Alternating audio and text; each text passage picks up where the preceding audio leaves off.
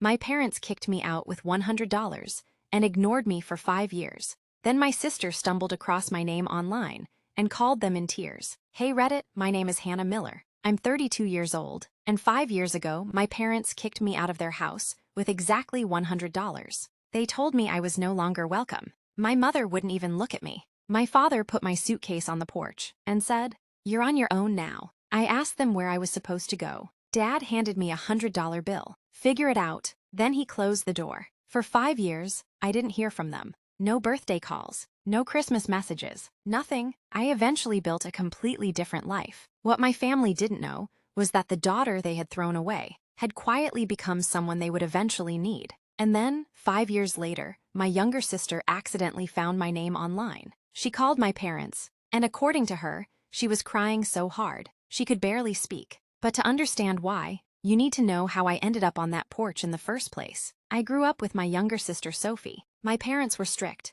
They believed children should follow rules without questioning them. Sophie was good at that. I wasn't. I wasn't rebellious. I just had opinions. If I disagreed with something, I said so. That caused problems. Sophie learned to stay quiet. I learned to defend myself. And over time, my parents started treating us very differently. Sophie could make mistakes, and Mom would say, "She's still young." If I made one mistake, Dad would say, "You need to grow up." Sophie wanted a new phone. They bought one. I needed money for college. They told me to get a job. So I did. I worked evenings and weekends while studying. I didn't complain. I thought becoming independent was a good thing. I didn't realize my parents were slowly becoming resentful of it. After college, I got a job at a small marketing company. It wasn't glamorous, but I was good at it. I worked hard. Within 2 years, I was promoted. My parents weren't impressed. Dad would say, "That's nice." Then he'd immediately ask what Sophie was doing. When Sophie got accepted into a private college,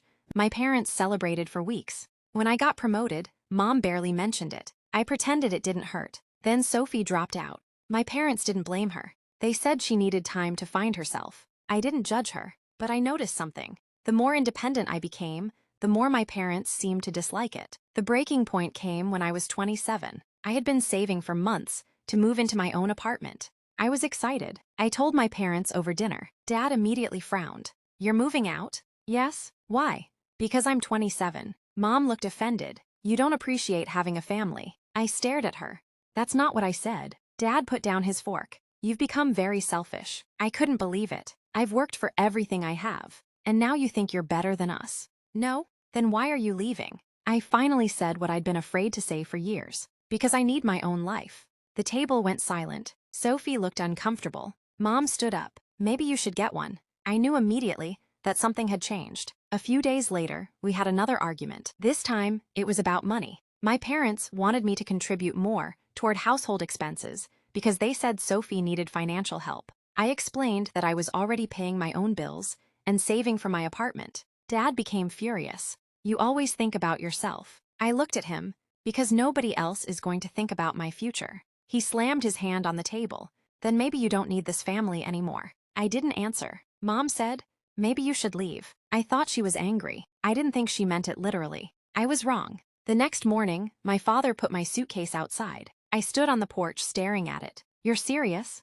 Dad didn't answer. Mom stood behind him. I looked at her. "Mom," she crossed her arms. "You wanted independence." I didn't say I wanted to lose my family. She looked away. Dad reached into his wallet. He pulled out a $100 bill. He held it toward me. "Here." I stared at it. "That's it? You're an adult." I took the money. My hands were shaking. Sophie was standing at the top of the stairs. I looked at her. She wouldn't meet my eyes. I waited for her to say something. She didn't. Dad opened the front door. "Take care of yourself." Then he closed it. I stood there alone. One suitcase, $100, and no idea where I was going to sleep that night. I called an old college friend. She answered immediately. When I told her what happened, she said, "Come here." I did. I stayed on her couch for 3 months. Then I found a tiny apartment. I worked 2 jobs. During the day, I worked in marketing. At night, I freelanced. I barely slept. But slowly, things improved. I paid off my debts, built savings. Eventually, I started my own small marketing agency.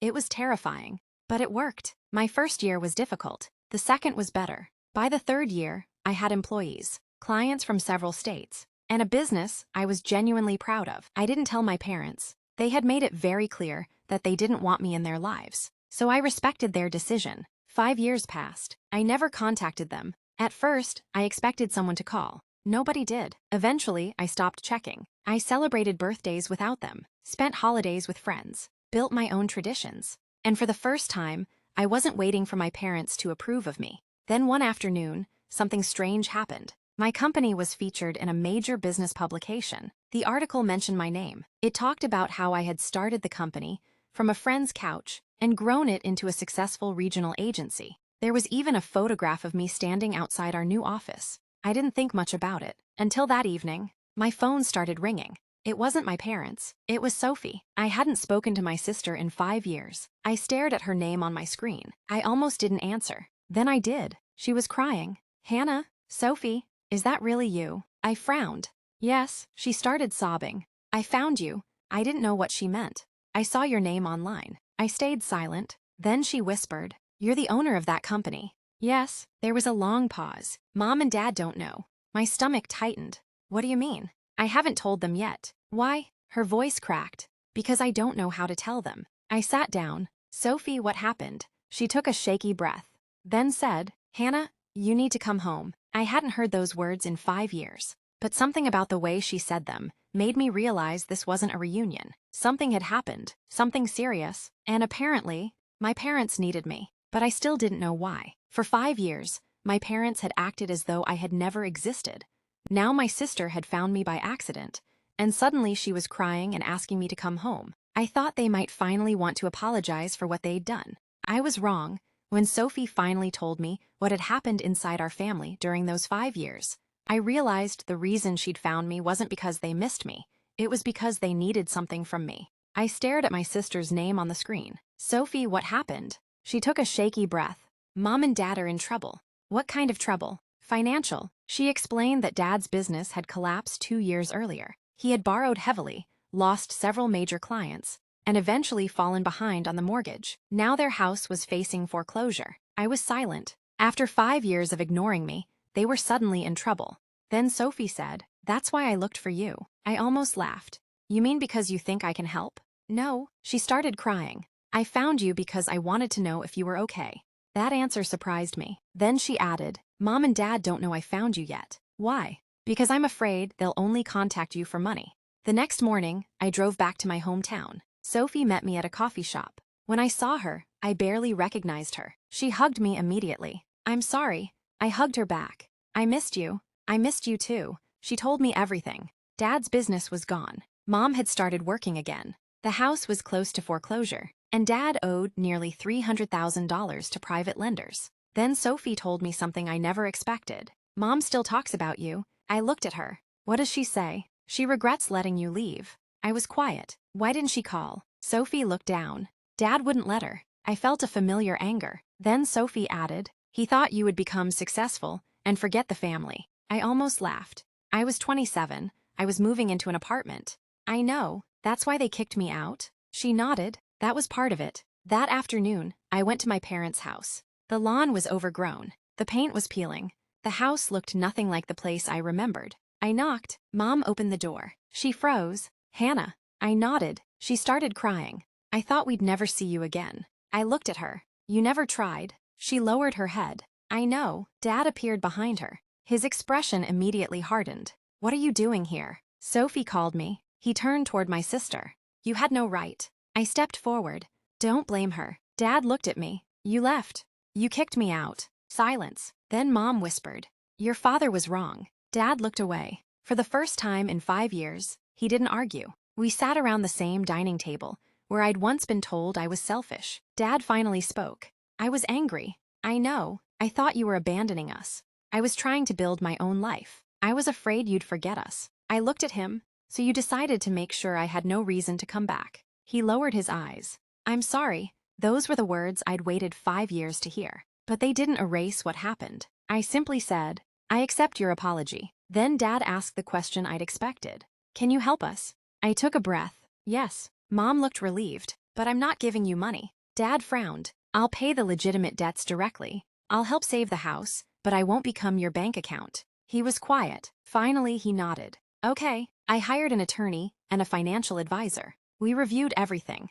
Some of Dad's debts were legitimate, some weren't. I paid the mortgage arrears directly and helped negotiate the remaining debt. The house was saved, but I made my boundaries clear. I wasn't moving back. I wasn't giving them unrestricted access to my money. And I wasn't going to spend the rest of my life fixing their financial mistakes. Dad eventually accepted that. Mom slowly rebuilt her relationship with me, and Sophie moved into her own apartment. For the first time, she was building a life away from our parents too. Epilogue. 6 months later, I returned home for Christmas. This time, I wasn't standing outside with a suitcase and $100. I walked through the front door because I was invited. Mom hugged me. Dad stood quietly for a moment. Then he said, "I'm proud of you." I smiled. Thank you. Those words would have meant everything to the 27-year-old woman standing on that porch. But I didn't need them anymore. I'd already built my life without their approval. Sophie and I became close again. She apologized for not defending me that night. I told her she had been young and scared. What mattered